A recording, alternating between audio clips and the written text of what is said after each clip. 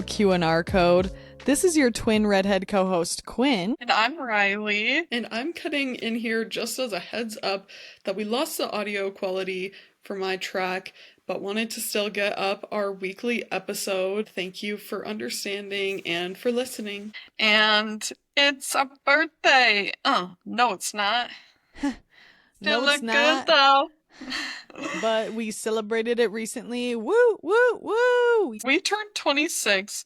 Does that mean now we are starting our Saturn return, or you start in your 27th year? I'm just trying to get prepared for what's happening. Is the knowledge you have about this from my Saturn has returned when I turned 27? Yeah. Everything. Yes. Yeah, Casey Musgraves educates us about everything we need to know, so we feel really good about that. Thank you, Casey, Miss Lady. But I don't know, and we should clarify that. But I also think the Saturn return is kind of between like 26, 28 too. I don't just think that and it's also a feeling and a vibe, I feel like, it's that change, it's that I stepping feel the into energy shift already. Yeah. Like I have Yeah. been. We've been feeling the winds of change blowing. Yes. But then Maybe that's hard to discern if that's just life, because the winds of change just be howling in this prairie. yes. Well, I have been feeling it so deeply about the Saturn return because of my husband Sean, who he's 27 and he had a big year of change. And you guys literally picture me to Sean. We're like laying down on the floor cuddling Pinkerton, and Sean has, at this point, this was a few months ago, and Sean was just going through it mentally. He's just like, wow, I'm feeling a lot going on in my life. There's been so much change. He just felt, I was like, babe, I'm telling you, listen to Miss Musgraves. So we turned it on, and I'm like, don't talk. Just close your eyes and listen and actually listen to what she's saying. And Sean, after that, so we had my phone between our heads, we're laying down, cuddling dog, thinking about it. And when the song finished, Sean was like, that was so good. And I resonate with that. And I'm like, I know she is a powerful woman, and your Saturn has returned, and this is part of the journey you're going on right now. Yeah, 100%. And I think that he is navigating it in stride. So proud of him. And I know we have tools at our capacity too as well. I think it's called like young adulthood, aka life, but it sometimes feels like, wow, this is a lot all at once to be taking on. But we're doing it, and people before us have done it too. And Yep. I feel so lucky All to of the do it people. with you, Yeah. everyone else, but you're my buddy in it, and for that, I am extremely deeply blessed, grateful. Also, I feel like it's worth noting that today we're both wearing fun little hats, and I think that we're channeling our brain power, our thinking cap energy, Yes. because Quinn and I, it just so compelled me to Ugh. tell the story of us in college. We got these like wool felted hats from a farmer's market in our grandma's adorable little coastal town that somebody makes these funky felted hats. Mine looks like a little gnome hat, and Quinn's is a little purple alien toque with a little eyeball antenna. It's not an eyeball, I guess. It's more just a little antenna. Now that you say that, Rye, first of all, where is that?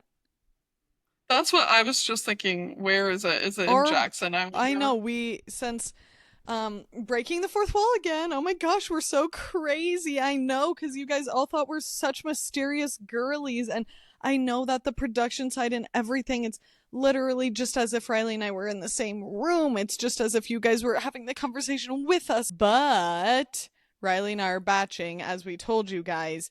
We are doing a couple episodes ahead of time so that when Riley and I are together, because we know our time will be fleeting when we're together, we have so much on our docket, not to mention our birthday celebration. It's our birthdays in a couple days from now when we're recording this, and a few days ago from when you guys are hearing this.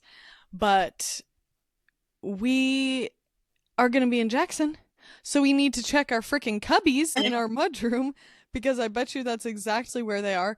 And it's so funny because, first of all, you guys, these are quality made products. These are quality, handmade, beautiful, felted wool that this badass woman made. And Riley and I dropped major dollar on those in college. And our mom and grandma were like, why are you We were guys like, getting do not. those? And They we're thought like, they're novelty hats, and we're yeah, like, they're like, those are too quirky. And we're like, we understand, but at the same time, we know we got to do us, and it's our business, and this is what we're choosing to spend our money on. And right, I feel like that has really come around, and we have had multiple times in life that we have been wearing those and put on our freaking thinking caps and put our heads together and make progress and get shit done in those hats. And I just feel like the time has cycled again and has come back around. I'm ready to pull that thinking cap back on and for us to rock those. And now I'm again like, I actually think I could rock that in a cool way, and I'm not joking. So it look would be forward cool, to seeing those hats. A, and B, I think one of the reasons that their power is so potent is because we're actually being like deeply fifth wave feminist when we wear them, because they are not for the male gaze. They are not for the female gaze. They are for hard intellectual problem solving and radical joy. And when you put them on, it's an energy that isn't about, it's like, it's not earthly. And I think that when we tap into magic, that, you know, unspeakable things, unspeakable, Unspeakable. but incredible things can happen. Alchemy, if you will. We just sometimes, here's the thing with being a twin, sometimes it just can't be explained, and what we have going on between us is just felt. It is not seen, it is not understood, it is just felt between us, and it's not meant to be. I think if anyone's gonna, the closest anyone in the world might come to understanding us, maybe I venture to say it is consistent Q&R code listeners outside of our closest individuals in our life. So Q&R code, maybe you guys can picture the vision. I know we're talking about a thing right now that you can't see and you don't know about really, but just stay with us, stay with the vibes, and know that sometimes the twin energy, it's just you guys have to hang on and just go for a ride with us, because we're really talking more to each other than to anyone else in general. If ever I say anything and someone doesn't understand, I'm like, you don't need to. And even if my twin's not in the room, I'm like, this is really between her and I. Yeah, stop eavesdropping, No by one the way. else needs to understand what I'm saying, what I'm thinking. Really, it's between me and Riley. Have we ever brought up our eavesdropping paranoia that Quinn and I have had? Never like a comfortable conversation in our lives within our own home, in our bedroom. We would literally whisper sometimes to each other because we're like, we do not want someone to hear this and take it the wrong way because they don't get it and it's not their problem and this isn't like for the world to hear. And now that there's like AI and everything always being recorded, we're so vindicated for that. But yeah, Quinn and I definitely have maybe it's because of the magic that we possess between each other, because we're like, we know that like we're We're sensing picking things up on a on that. different plane.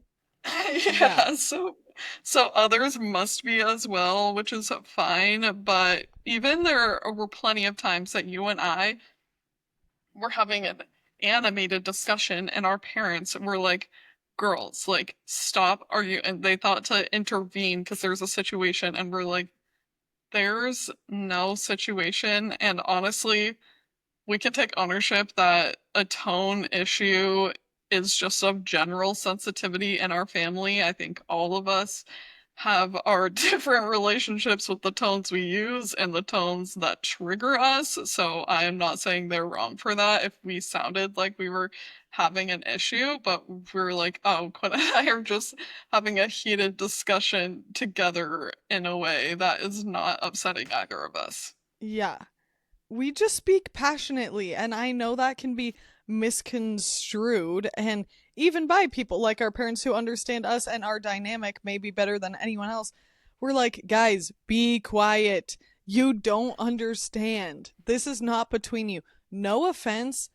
When Riley and I are having a discussion, you can all kindly just like mingle amongst yourselves.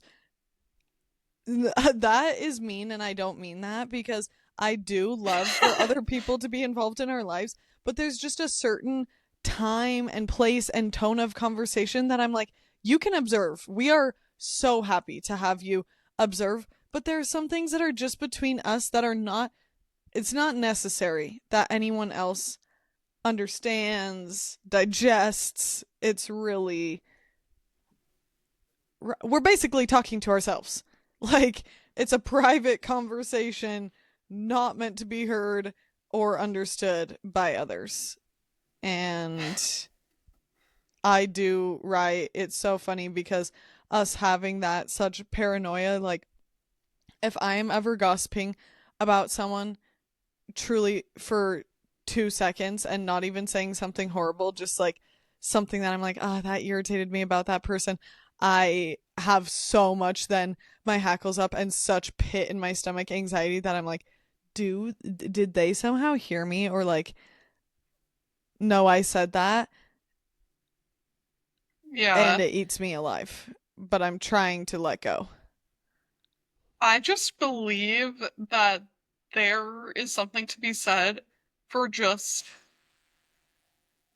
not even venting in the way of like going on and on, but just letting something out, let off that steam of a thought, whether it's in a journal or to your close person or whatever. And this is why people need to like get a journal and not just have access to the internet, because I'm like, those aren't the things that you say publicly, and maybe morally people feel like if you wouldn't say it publicly you shouldn't say it privately, which What? there are certain things If that's anyone true thought that, for. that's crazy. There are certain things that it's like, yeah, even saying that privately is actually messed up. However, I think that if you have that safe person, then you can say something that isn't even necessarily how you like truly deep down feel, but it's like, I had a snarky comment and I would like to make it, and now I've made it and it's done.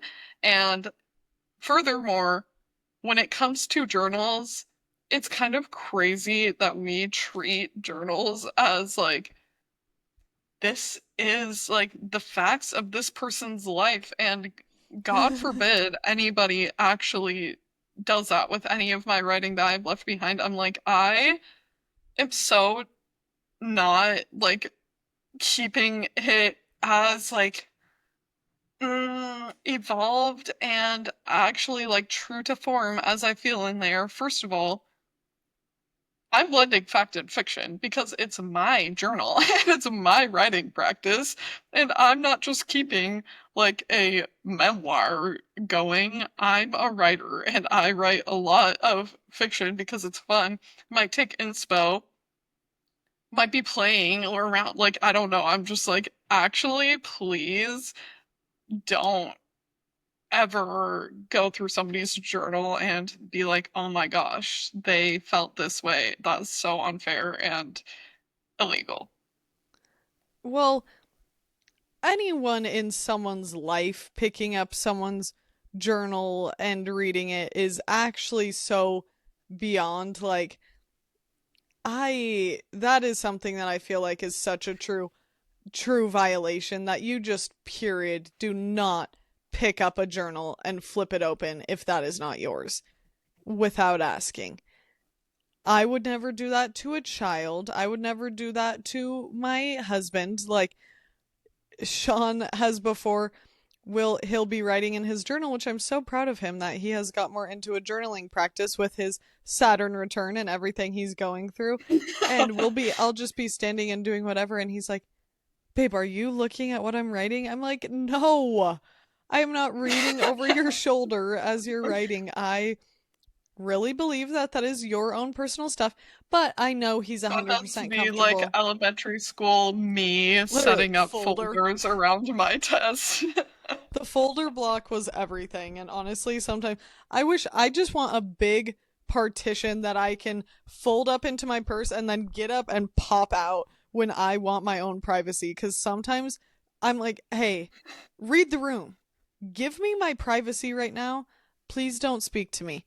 Um, which quick tangent.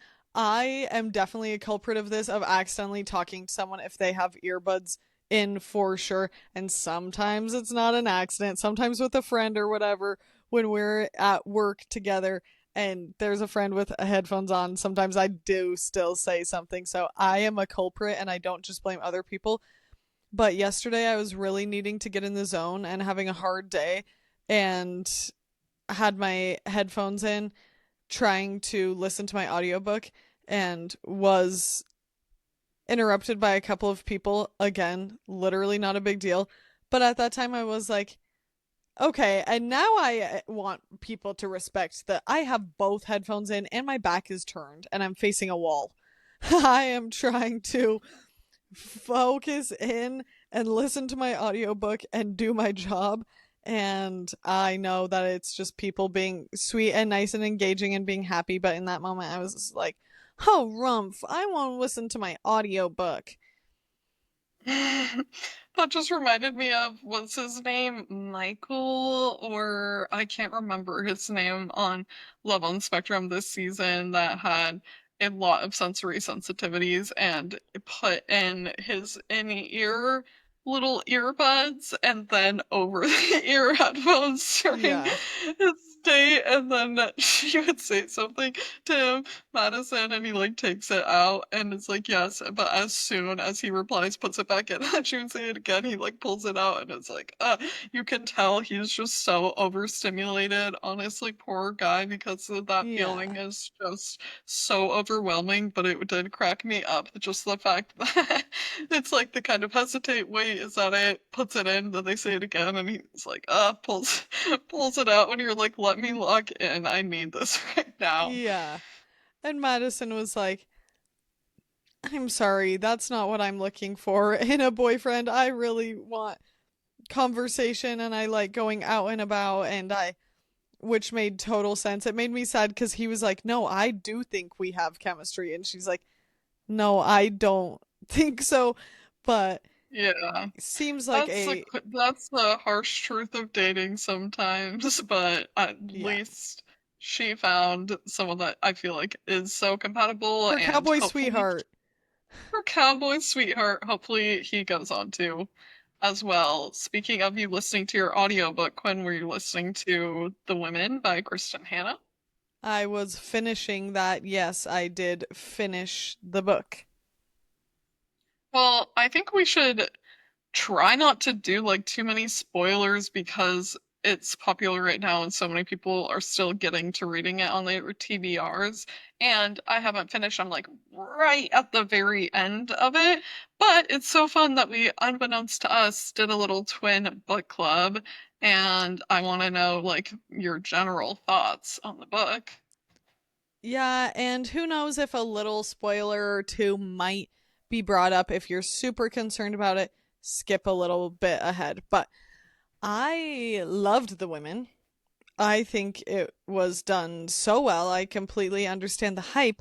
And how I felt was that it's kind of like our art history teacher that we've talked about, that I feel like because of my art history classes, I started to understand American history better and world history because our art history professor in college was just such a thoughtful storyteller and so skilled at rounding out thoughts in the context of a story and a time period that made so much sense to me, rather than having world history be like dit timeline notch notch notch date date date name name name.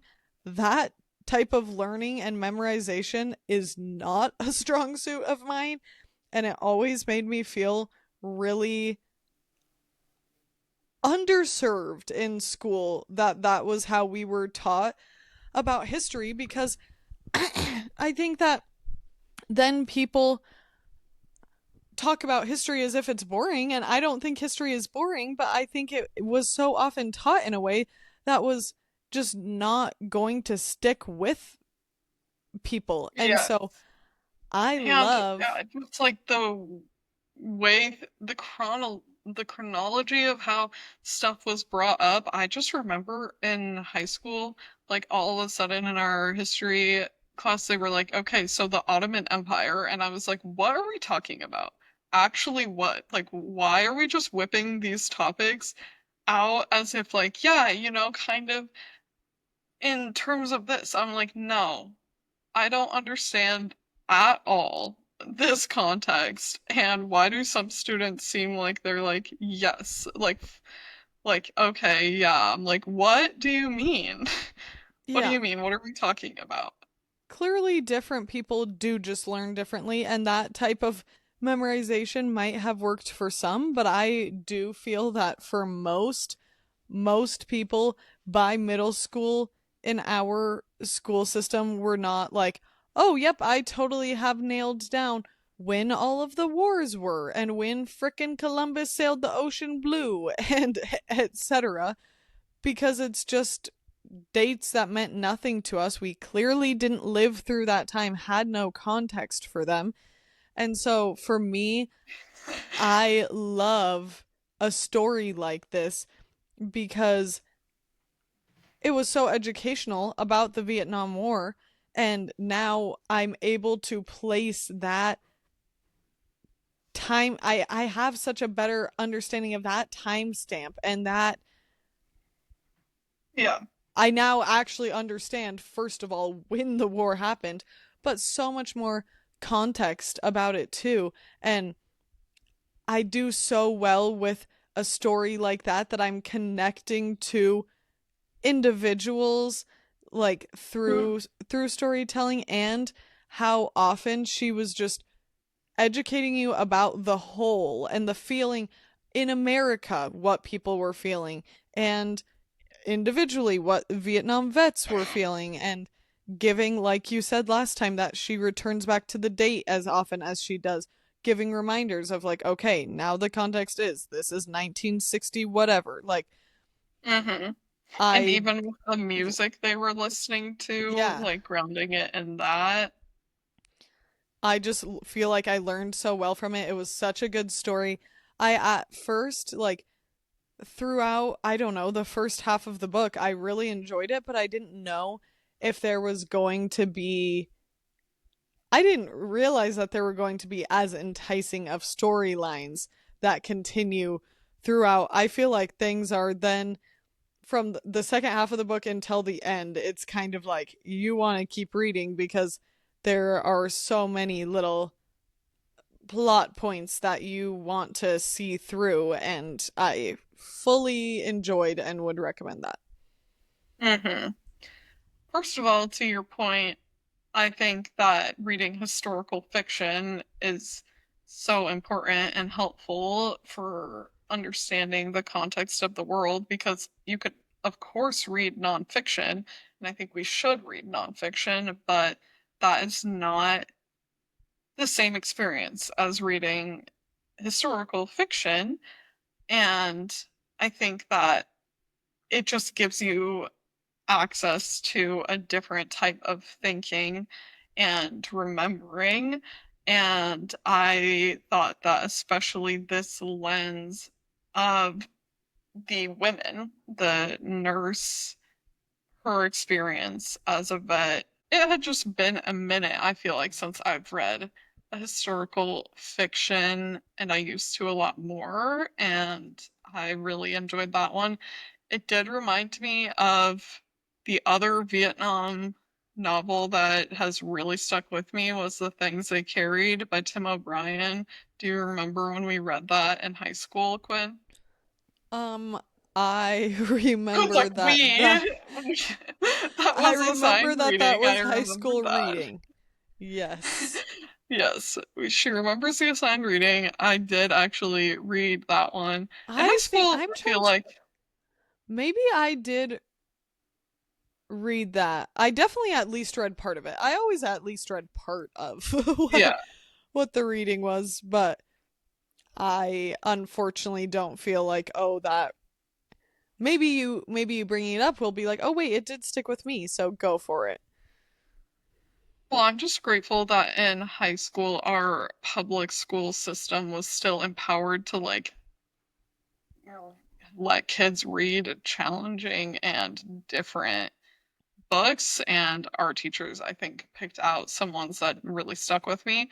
And that is a very upsetting book to read, but it's really powerfully done. And war is upsetting, but especially the warfare in Vietnam is horrible. And but that one is like from a soldier's perspective, you're fully like in the war zone throughout it. And I liked about the women that then we also see more. I think that I remember for the things they carried, they had like a short. Why did I just forget the word when something comes after an epilogue where it's after the war, but it was nice how we saw like years of her life after the war, and for Mhm. covering such a big swath of time in this character's life, I think that the author did a really nice job of giving us like details that helped you more fully appreciate just the lasting impacts of events like that. And for being 2 years of her life that she was abroad, it obviously just impacted her completely and forever. And it was really just heartbreaking to see how much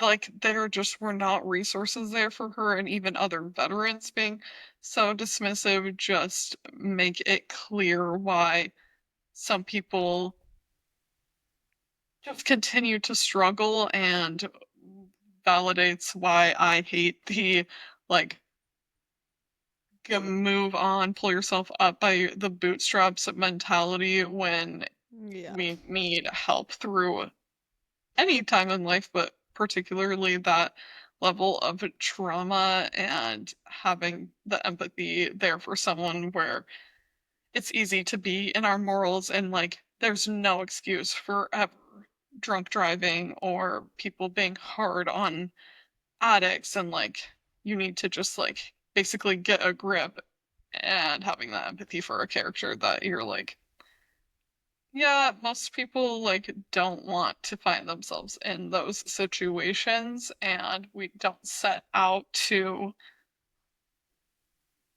to hurt other people potentially. And as a nurse in the medical field, especially, I think it just showed how complicated that is, where I just can't imagine how traumatic it would be to try to work in that setting after having gone through what she'd gone through and just still Yeah. continuing to show up and try for the. Hearing about the mother's little helpers, Valium, those pills, like thinking about that in context of that time period that women literally, it became not, I don't think probably ever, maybe normal is the right word, but standard practice that a lot of wives and mothers, women were taking pills to just make themselves feel like they could get through what they had to get through with, whether it was abusive husbands and trauma and the amount of shit they had to carry on their backs all the time, managing households and clearly not being respected or celebrated for those roles, or just Not having being, even basic rights of having empowered with their own finances or yeah, the ability to leave the house and have community and have relationships, like just so confined to the domestic sphere. yeah, interesting just commentary in general that I so highly recommend that book, and I can't wait to read more Kristin Hannah. I get why she is in the zeitgeist right now. Yeah, there's a lot to think about there. I was at the library the other day and ended up seeing the row with all of her books and was like, I definitely want to read some more, but right now my commitment that I am putting my foot down with myself is, even if it's a library book, not like checking out more books or getting from a little free library, certainly not buying until I work through some of my physical TBR, to be Yeah. read list, if you guys aren't bookstagram girlies, because I just counted and went through and made a list of my books on my shelf that I haven't read yet. A couple I put on there that I have read yet, but they are ones I would like to reread. And right now that list is 115 books long, and so I'm like, girl, Wow. there is no room for you to be being like, oh, but let me read this first. I don't want to make myself be like, you have to read all of these before you pick out another book. Let's be real, that's years worth of reading.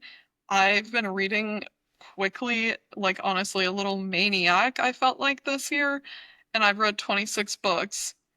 That's a lot of books to have read so far this year in my mind. And so the fact that I have 115, I'm like, that's just going to take me a while. And I haven't decided in terms of actual goal setting what I want those parameters to be. But I certainly want to, like, at least get a few under my belt before adding anything else into the mix. Yeah, I am totally on the same page, but with a neighborhood like you live with such high quality little free libraries, I could see how that would be so hard, because when you see a nice looking book and the cover's just barking at you and it's in good condition and you want to read it, it's so hard to I say know. no. I pass them all the time, and a lot of people will put in like a hardback, like currently popular book, like a book that I've already thought, oh, maybe I'd like to read that. And so the temptation is strong, but I'm stronger. Yeah, you are woman. Um, what else? What else do we have cooking today?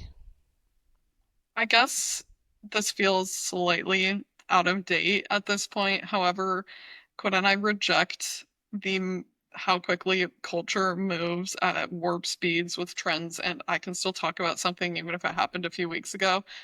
But The Secret Life of Mormon Wives did their second season, and I haven't seen it yet. And I'm not gonna lie, felt a slight amount of FOMO about it, even though I have access and could watch it. But I'm feeling this is complicated and nuanced, as we say, but because I don't think that we can just like write off reality TV as like wholly not good for you. I think that there's a lot that you can break down and take from it and also learn about our culture.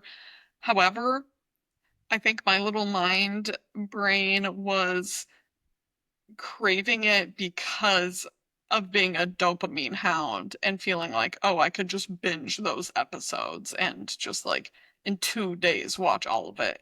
And that is not the sort of relationship that feels good for me to have with content. And I think that not not dissimilar from an addict kind of situation, I feel like I need to not buy into that because then you can always find the excuse and be like, well, now today, like I know I said no TV during the day, but this season just came out, so I just want to, whatever. That's what I want to train myself away from.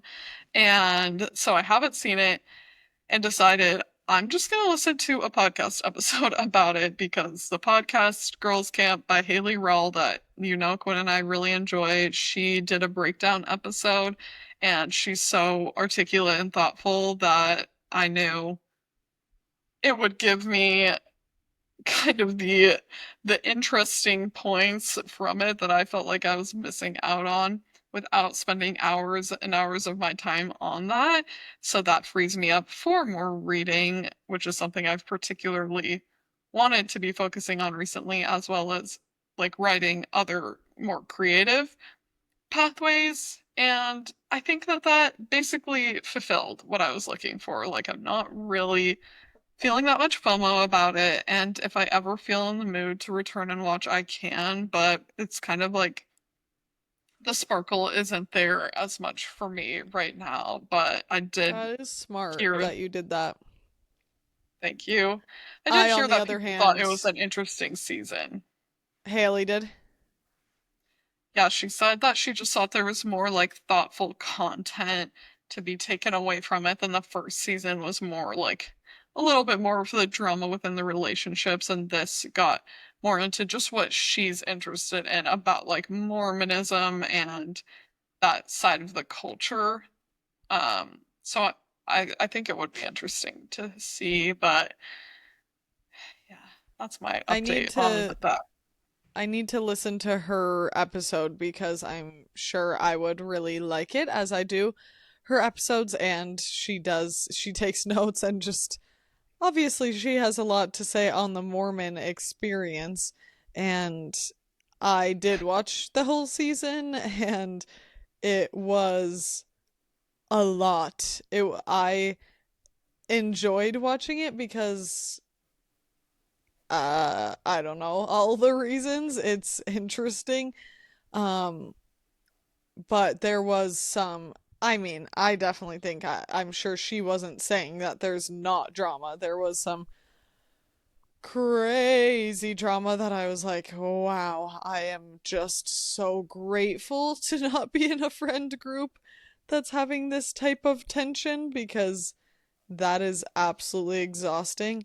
But it is so interesting and to like just Mormon culture and even like the Utah accents being brought up. I think that's so funny. And Sean, the other night, we've been watching that because I over the weekend when I was doing some drawing decided to have that playing in the background, and then we had that finished, and Sean and I have started The Last of Us, which we talked about starting, and now we've watched the first 3 episodes, I think, and it is really good. It is also really intense, but it is one that Sean and I are like, this is not just going to play in the background when we're both trying to get some work done. Like, this is one we actually really want to sit and watch together.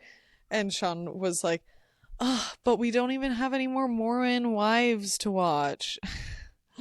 I'm like, okay, I see you. You you dog, you converted him because Braden still like hasn't watched a series like that with me, but honestly right now we're both just kind of in the mode of not trying to have a series that we're watching. We still have episodes of the Americas that we haven't seen, and we're trying to be on our reading kick era. And Ro- Roger, I was about to say, yeah, Roger's been reading novels. No, Brayden has been working through books alongside of me. Um, but yeah, I guess just because of what she was breaking down in the episode, I didn't really realize that there was as much drama within the friend group this season. However, it makes sense. And also, she did bring up that she just thought the producers probably like instigated some situations that she didn't feel like were very fair. Specifically, she brought up the pregnancy test roulette that they Yeah. did, and that I guess that had been a trend on the internet. I wasn't familiar with that, but she was like, as someone that's gone through infertility, I think that's a really not nice thing to do, and appreciated her perspective on that. Oh, I thought Um, that was crazy. I'm like, why are a bunch of Mormon women who, notoriously Mormons and also just people in that time of life that are wanting to have kids are getting pregnant? But yeah, I thought that was a bit much for sure. I was like, why is this? That's just such a personal thing. And as a close group of friends, it's like, who wants to find that out as a surprise at a situation like this instead of letting their friends come to them and be like, hey, I'm pregnant. I'm excited. yeah, that's one of those conversations that I do not want to have taken away from me, that I can choose when I bring it to people, and especially when you might not even be ready to have that conversation. Like maybe you haven't had talks with your family or someone else close in your life. I don't know. It's just that's clearly asking for hurt feelings and whatnot to go on. I do feel like I'm just in my retraining my brain era. I want to be thinking hard and expanding my vocabulary and my knowledge and just getting my brain tired. In college, I used to just be knocked out because I was just so thinking so hard, and I'm not trying to go that hard, but I am just trying to give myself these challenges. And so some of the books that I have that I own are like, I'm like, I know that that one is going to be a more like intense nose to the grindstone read, which I know I can do and I deserve, but sometimes I feel like it's almost become fast food in the publishing industry, that these books are designed for you to be able to like read in a day or 2 days and just like keep consuming. And on Book Talk, that's such the culture of just like, I've read like 75 books so far this year, and I'm like, oh my God, that I'm not saying that there's anything wrong with reading a high volume. However, that to me is a little counterintuitive for exactly what I'm trying to do with my kind of lifestyle goals right now, is to not like just gobble things down so quickly and not always be like, somebody said I saw on Instagram like listening that they were listening to their books in 2.75 speed. I'm like, Wow. whoa. I'm like, oh my gosh, you guys, we don't need That's to do this crazy. to ourselves. We could just like take our time with something, and you don't always have to be up to date on like what everyone's reading now. Anyway, that's another story. There's lots of pressures for just consuming a lot, but I have felt like even for me, wow, Riley, you're kind of gobbling stuff down because 26 books I've read so far this year is over a book a week, and that can be like an okay cadence, but I know that I also have now some ones on my shelf that will take me a lot longer. Like there's just no way. I'm gonna have to slow down and try harder to read that, and I think that's good for me, and I need that. Yeah. I do not want to. I love to read, and I don't want to read that many books consistently. Like, I. It is great when you read a book in 1 to 2 days and it just feels like, yay, this is fun. I cooked through this. I loved the story, but I don't want to do that 100 times in a row. I definitely like pacing myself through books, and I just keep happening to pace myself through books because when I go to read at night and my eyes are already so sleepy, but I am hoping and manifesting for Riley and I on our vacation that we get a little bit of reading time, but our vacations always move so quickly. So who knows? Cracks me up because like vacation time slash time spent together, Quinn and I are always like so excited to bring our books, and then they just don't get read whatsoever because that's our time that we were spending in person together. And do you Yeah. know how hard it is to not just be, Yap. yeah, Yap, yap, me, yap, yap. Yap City. So we'll see, but I know for a fact that I will definitely listen to an audiobook with Brayden on the drive. So something will be read this break, and potentially even a classic. Brayden and I were talking about what do we feel like reading on this drive, and I said maybe we dip our toes into the water of classic territory, do one that we haven't read yet because some are long and we have a long road trip ahead. So that's a good place to get one under the belt, in my opinion. And I love that. A lot of the times on our drives, we like listening to a kind of mystery or thriller book.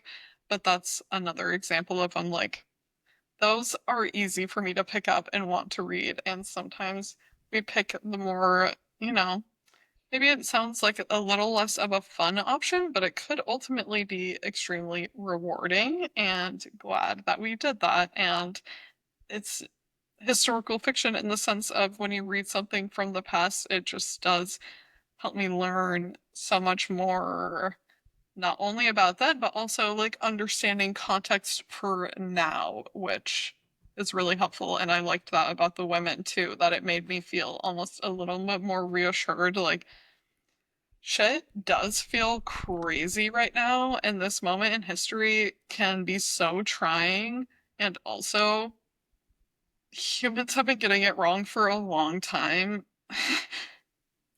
Maybe that's not the best news, but to me, it's kind of helped to hear it recently to be like, you're not in this uniquely difficult moment. There's difficult moments through every part of history. Yeah. And people have made change and have persevered and have created and moved forward, you know. Totally. I feel that way too, and it is it is nice knowing that, not nice. It's reassuring knowing that there have been moments in history that people are feeling so similar to how we're feeling about just being let down by the people in charge and discouraged, but that people come together as individuals and fight for what they believe in. So that's an inspiring message for sure, and we hope you guys have such a lovely start of your June. I guess by this point, maybe mid June, summer is going to fly. So enjoy every day when you can and try to just get a moment of your toes in grass if you're able to, listening to birds chirp, feeling the sun on your skin with sunscreen on. And thanks for listening, everyone. What a delightful time of year it is to stick your toes in the mud and watch perhaps a little caterpillar if you are lucky enough to find one. If not, there's lots of other little guys to observe. And if you feel so compelled, we appreciate you giving a subscribe, rating, and review. You can follow us anywhere at the Q&R code or on TikTok at the Q&R code podcast. Personally, all of our information is in our description as always. And we will talk to you in no time flat. I can't wait to give updates on our time spent together in our hometown that you guys know we love so much. Until then, stay so happy, stay well, give your friend a hug, read a good book, and we'll talk to you soon. Goodbye. Bye.